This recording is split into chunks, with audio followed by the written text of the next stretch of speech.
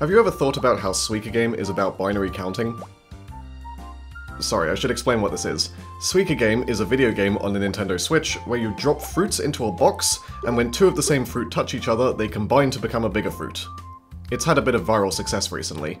So how does this relate to binary counting? Well, if we think of the cherry as having a value of 1, the strawberry being 2, the blackberries being 4, the decapon being 8, and so on, then combining two fruits doesn't change their total value. We can then think of the fruits as digits of a number in binary. When you match two fruits, that's the same as carrying the 1. So as long as we make the assumption that any two fruits of the same type necessarily touch, then the fruits in the box work like a binary counter. This is of course not an accurate assumption, because the pineapples refuse to touch! Touch! Just touch! Come on, push them! Push the pineapples! Push!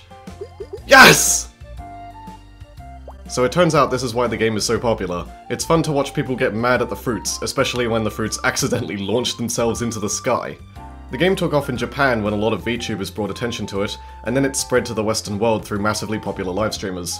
Apparently it was originally made by the company Aladdin X as an inbuilt app for a line of overhead projectors, which they're still promoting on their website. Making a game for a projector sounds kind of weird, until you realize that it's not a classroom projector, instead it's marketed to individuals and families as an alternative to having a television set. Wait, this video was supposed to be about maths, wasn't it? Let's get back on track.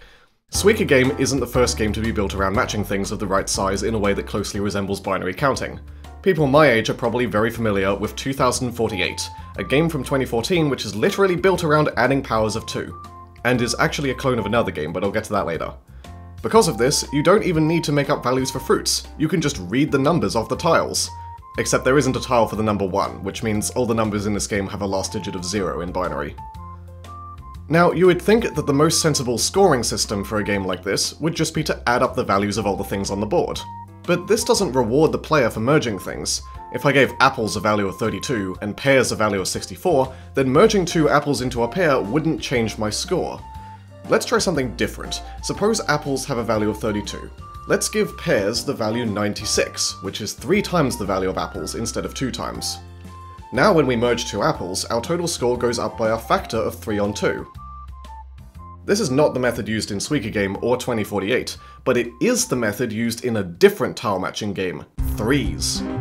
Threes is the original binary tile matching game, and 2048 is just a clone of it. Actually, 2048 is a clone of another game called 1024, which in turn is a clone of Threes. It's complicated. In Threes, you don't start with 2s and 4s, instead you start with 1s and 2s, and have to combine them in pairs to get 3s, after which you continue to pair matching tiles to give numbers that are 3 times the power of 2. At the end of the game, when you can't make any more moves, the values of the tiles on the board are totaled, but notice that a tile with the number 3 times 2 to the k is given a value of 3 times 3 to the k. For example, the tile 96, or 3 times 2 to the 5, instead gives you a score of 729, which is 3 to the 6. This does exactly what I just described. When you merge two tiles, their total value goes up by a factor of 1.5. Since getting a tile of size 3 times 2 to the k requires a number of small tiles on the order of 2 to the k, the growth rate of your score in Threes is something like n to the log 3 on log 2, or n to the 1.58, where n is the number of moves made.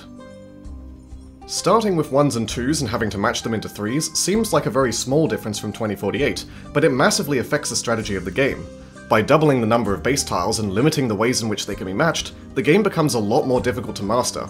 2048, on the other hand, yields to an extremely simple strategy. Swipe everything into a corner until you can't move, then do one swipe away from the corner, and repeat.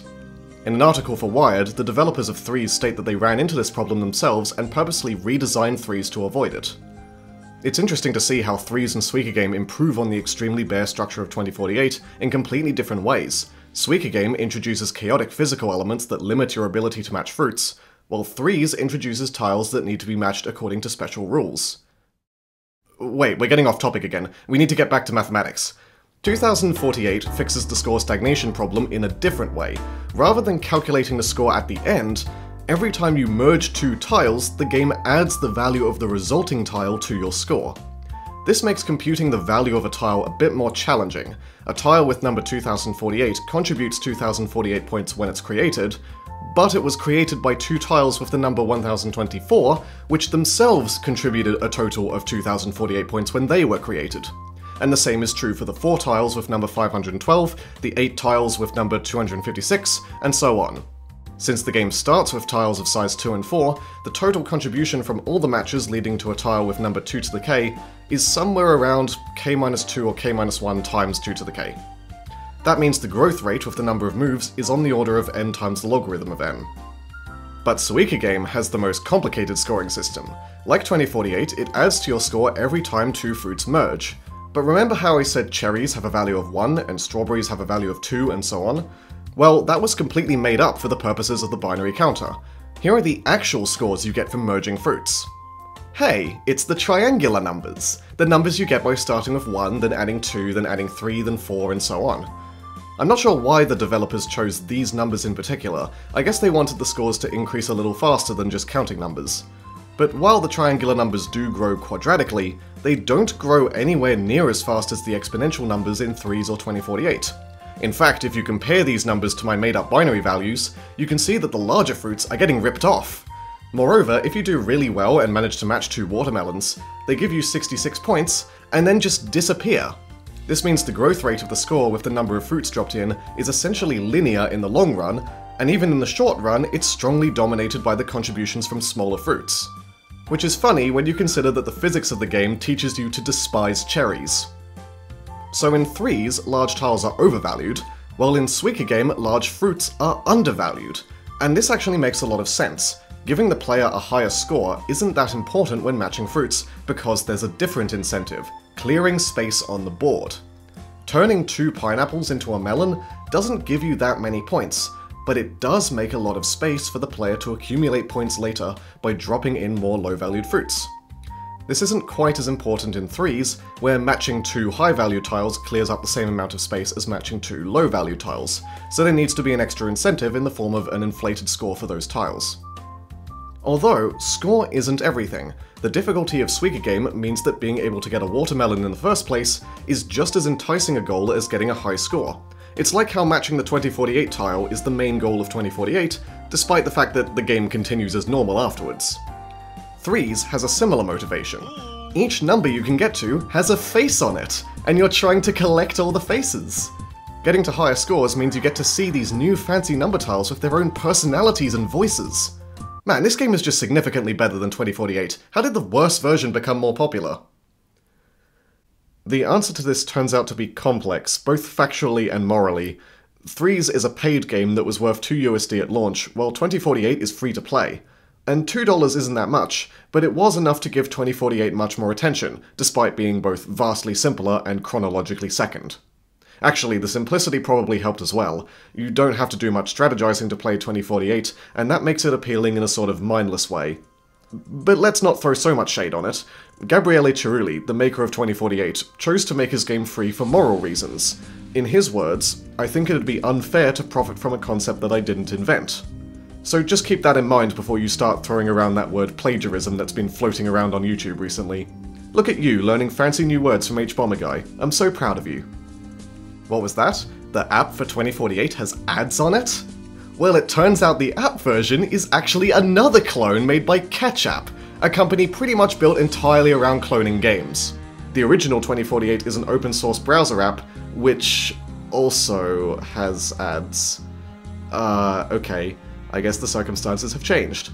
But that doesn't really matter, because the developers of 3s don't seem to hold any grudge against Cerulli, and actually show a lot of sympathy for him. The Verge has an article revisiting the whole situation, which reveals that Cerulli didn't really want any of the attention. 2048 was intended to be a small private project, and if I'm being honest, reprogramming a game from scratch as an exercise totally sounds like something I would do. One of the 3's developers, Greg Wohlwend, expresses a similar sentiment. According to him, Ketchup is who we should point to as the real villain of the story. So grab your pitchforks. But I think there's another real villain. Cerulli based 2048 on another clone of 3's called 1024.